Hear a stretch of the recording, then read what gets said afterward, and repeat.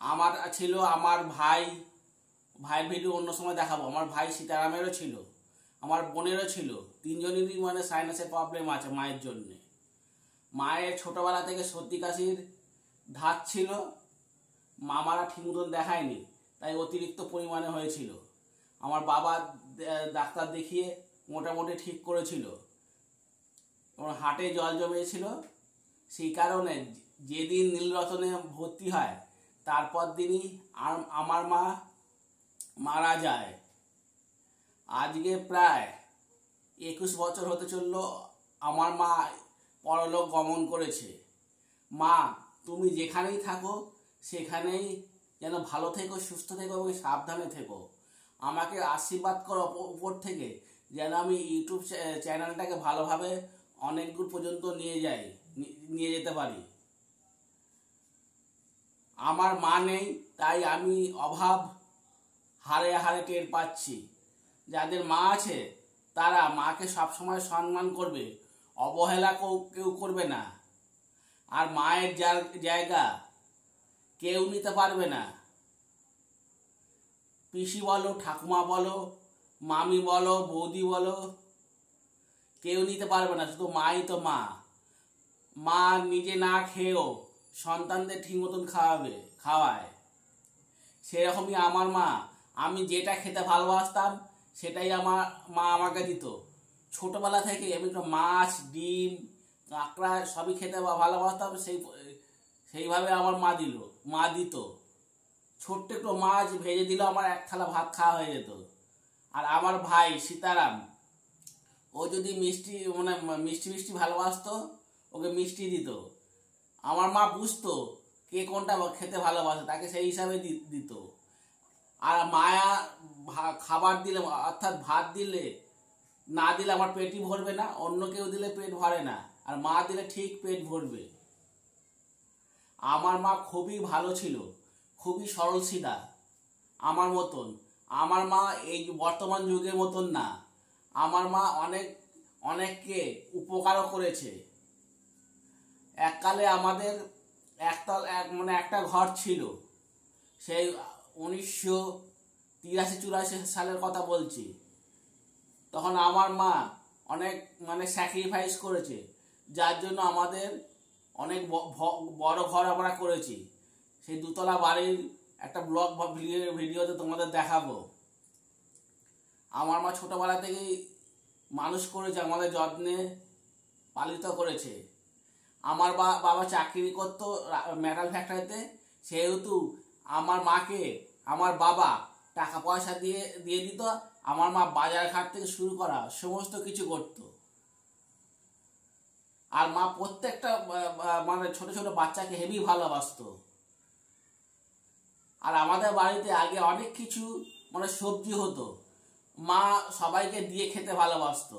সবাইকে ডেকে ডেকে, যে যেমন ছোট বড় সেই সুবাদে ডাকবে, ডেকে সবজি লাউ হতো, লাউ, কোনো শাক হলে শাক, সবই আমার মা দিত। আর আমার মায়ের তুল্য কেউ হতে পারবে না, আর আমার মার জায়গা কোনো নিতে পারবে না। আমার মা 8 পাস করেছিল, এবং হ্যান্ড রাইটিং খুব ভালো ছিল। আমার মা আমাদের স্কুল দেওয়া থেকে শুরু করে আমার মাই করতো। এবং আমাদের টেলিফোন ছিল, সেই টেলিফোন কীভাবে কী করতে হয় আমার বাবা কিছু জানতো না। বাবা পয়সা দিয়ে খালাস, আমার মাই সমস্ত কিছু কাজ করে যেত। তাই তোমাদের বলছি, তোমাদের যাদের মা আছে তোমরা কোনোদিনও মাকে অবহেলা করে না। কিন্তু মাকে যে অবহেলা যে করবে, সে পরবর্তীকালে দুঃখ কষ্ট বেশি করে ধরবে। আর তোমরা যদি মাকে ভালোবাসো, তাহলে জীবনে উন্নতির পথে কোনোদিন বাধা হয়ে দাঁড়াতে পারবে না। অনেক ছেলে আছে যে মাকে প্রচণ্ড তারা ভালোবাসে, যে বিয়ে করে নিল তখন মায়ের কথা ভুলে যায়, তখন আর মাকে অবহেলা করতে শুরু করে। আর যখন ভুল করে যখন ভুল বোঝে সেই সব ছেলেরা, তখন কিছু করার থাকে না। মা, তোমার জন্য আর খুবই কষ্ট হচ্ছে। আমি তোমাকে একবার অবহেলা করেছিলাম, সেই জিনিসটা আমি আজকে হারে হারে টের পাচ্ছি। আমি একটা হোটেল ম্যানেজমেন্ট ট্রেনিং করতাম। আমি সকাল 9:30 10টার সময় যেতাম, আর বাড়ি ঢুকতাম 12টা 12:30টার সময়। তখন আমার মা বসে থাকতো, ছেলে কখন আসবে, ছেলে আসবে তারপর ভাত দেবে, আমি খাবো, বসে বসে দেখবো, তারপর ঘুমাবে। আমার মা ভীষণ টেনশন করতো, খুবই টেনশন করতো। আমি হোটেলে আগে খেয়ে আসতাম, খেয়ে তারপর আসতাম, তখন দেরি হতো বলে তাড়াতাড়ি চলে আসতাম, মানে 11টা 12টার মধ্যে চলে আসতাম, তখন মা আমাকে খাবার দিত, তাই খেতাম। আমার মা আজকে স্যাক্রিফাইস করেছে বলে আমরা আজকে 2তলা বাড়ি থেকে সমস্ত কিছু করতে পেরেছি, বাবা করতে পেরেছে, নাহলে কেউ করতে পারতো না। আমার মা মনে করতো যে আমার স্বামী সরকারি চাকরি করে, তাই সাজগোজ সবই করতে পারতো, কিন্তু আমার মা সাদা মাটা ছিল, কোনো ড্রেস কোড কিছুই করতো না। মা শুধু নিজের সন্তানের কথা ভেবে গেছে, নিজের কথা না ভেবে। তাই তো মাকে সবাই এখনো ভালোবাসে, পাড়ার লোকেরা পর্যন্ত আমার মায়ের কথা অনেকে মনে রেখেছে। মা, ও মা, তুমি চলে গেলে কেন আমাকে ছেড়ে?